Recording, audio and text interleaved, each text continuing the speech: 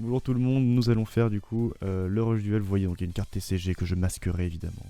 Des cartes rush, évidemment, on a uniquement des cartes issues du paquet du 5e anniversaire. C'est tout. Il y en a quand même quelques-unes. Et dont une potentielle nouvelle rareté. Et la rareté est très très belle. Hein. On va commencer du coup avec une réédition, ce sera la seule réédition, mais j'ai choisi de la mettre parce qu'elle a un altart qui est magnifique. On sait qu'en rush duel, les altarts sont vraiment stylés, surtout les overrush. Donc voici la princesse serpentine de la pureté, c'est un monstre lumière reptile de niveau 7 qui a 2500 d'attaque, 1500 de défense. Je précise que c'est une réédition en altart overrush. La condition, qu'est-ce que c'est? Vite fait, hein, on envoie la carte du dessus du deck au cimetière et en effet, on a un monstre face recto sur le terrain de notre adversaire qui perd une attaque égale au nombre de monstres possédant l'attribut lumière sur votre terrain face recto x 600.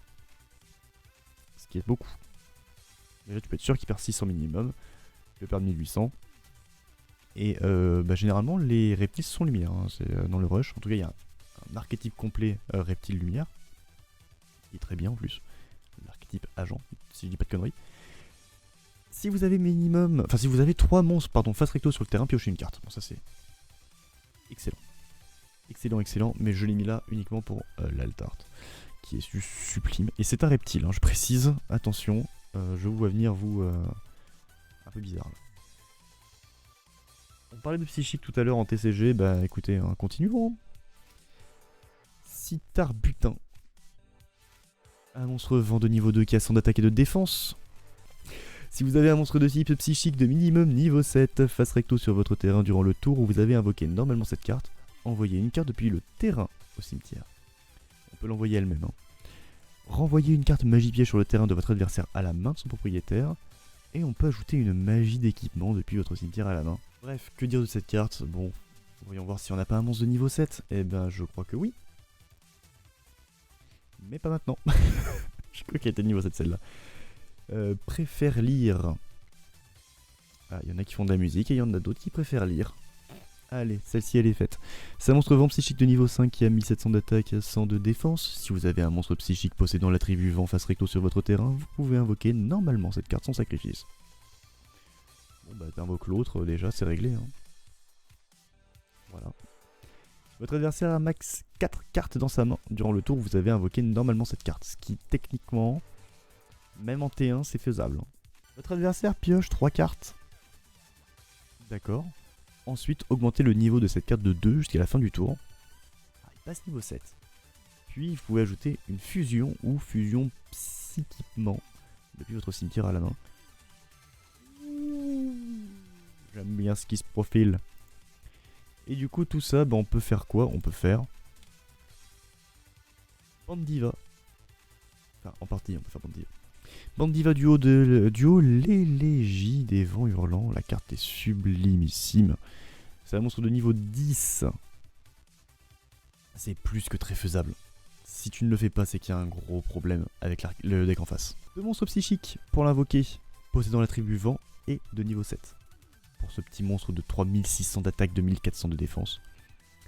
Envoyez une autre carte depuis votre main ou terrain au cimetière. Cette carte gagne une attaque égale au nombre total de cartes dans la main et terrain de votre adversaire. X 300. J'aime bien. Surtout avec l'autre carte de tout à l'heure où tu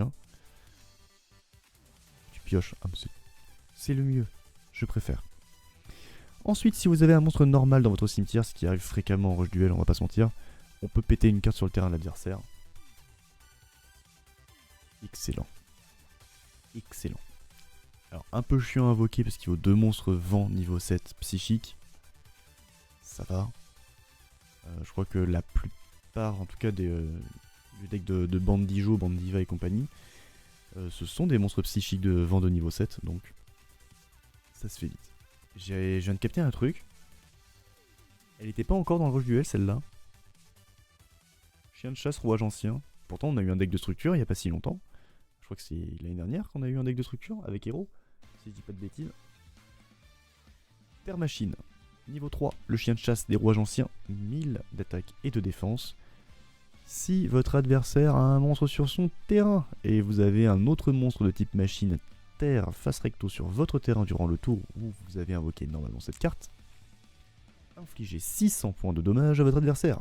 Ensuite, vous pouvez invoquer par fusion un monstre de type machine possédant l'attribut terre, je veux dire lumière, pas du tout terre, dont l'attaque est égale à sa propre défense en envoyant des monstres à effet depuis votre main et ou terrain au cimetière comme matériel. L'effet est bon. L'effet est bon parce que tu infliges 600 et tu peux faire une fusion derrière. Ça y est, on commence à avoir des monstres qui n'ont pas, qui utilisent polymérisation à la place de fusion, qui font de la fusion à la place de fusion, ou même sans fusion contact. Donc c'est un petit peu étrange du coup, mais pourquoi pas. La carte va être hyper intéressante et elle va être très intéressante avec évidemment la nouvelle Overrush rare. Le golem Mégaton, rouage ancien. Monstre de niveau 9, terre machine, 3300 d'attaque et de défense. 3 monstres de type machine terre dont l'attaque d'origine est égale à leur propre def d'origine. Évidemment, le toutou il est pas là pour rien. Voilà, c'est pas 3 monstres de nom différents en plus de ça, donc pas de condition, mais un effet continu. Votre adversaire ne peut pas activer de carte piège lorsque cette carte déclare une attaque. Un petit peu comme cette carte rouge aussi. Pardon. Oui, il va être content de Dronanone. Putain, je m'attendais pas à ça, Zay. Si cette carte a été invoquée par fusion en utilisant minimum 2 monstres dont le niveau d'origine est 8 comme matériel, elle peut attaquer 2 fois par tour. Honnêtement, pour que la carte soit vraiment bonne, il fallait du Persdef. Il fallait du Persdef. Parce que Persdef dans Golem, enfin dans Rouge Ancien je veux dire, c'est fréquent. C'est quand même relativement fréquent. Là, avoir du Persdef potentiellement 2 fois par tour, ça aurait été très cool. Ça aurait été vraiment très cool. Je suis un peu déçu, honnêtement. Mais l'artwork est stylé. Les Overrush rares sont là pour avoir la classe. Un dernier monstre. Le dragon éther de l'éternité.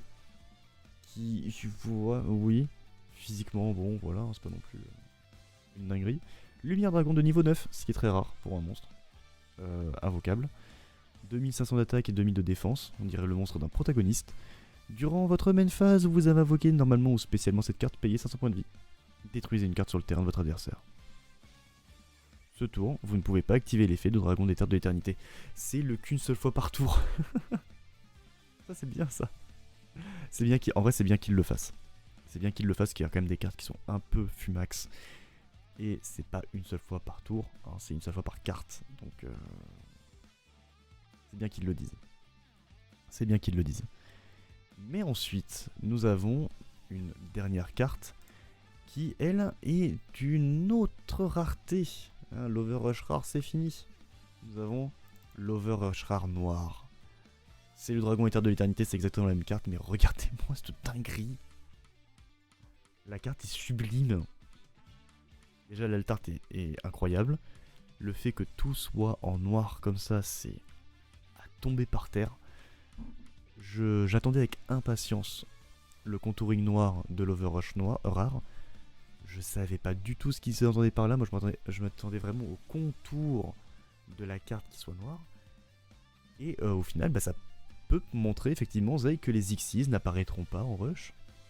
Ce qui pour moi serait un peu dommage, parce que si on devait ajouter une autre mécanique d'invocation, venant du TCG je parle, l'Xyz serait une bonne solution. Je trouve que ce serait une très bonne solution. Mais ce n'en est pas une. Et est-ce que du coup le layout noir... Est-ce que le layout noir du coup, pour empêcher que les joueurs se plantent, se trompent dans le fait que bah, du coup ça soit une carte issue du deck et non pas un monstre Xyz issu de l'extra deck, est-ce que ça veut dire que les Xyz n'apparaîtront jamais? Faut se poser la question, mais en tout cas je la trouve juste sublimissime et j'ai juste envie d'acheter la carte. Je vous jure que c'est vrai, j'ai envie d'acheter la carte.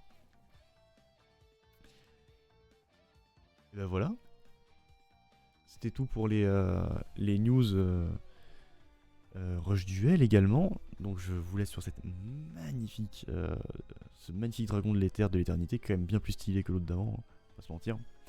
Du coup, on va vous laisser là pour ce soir et je vous dis à la semaine prochaine, peut-être pour d'autres cartes du 5e Anniversary Pack. Ou pourquoi pas, je dis ça comme ça, hein. La prochaine boîte Rush, ce serait cool. Je vous souhaite une excellente soirée et à la prochaine.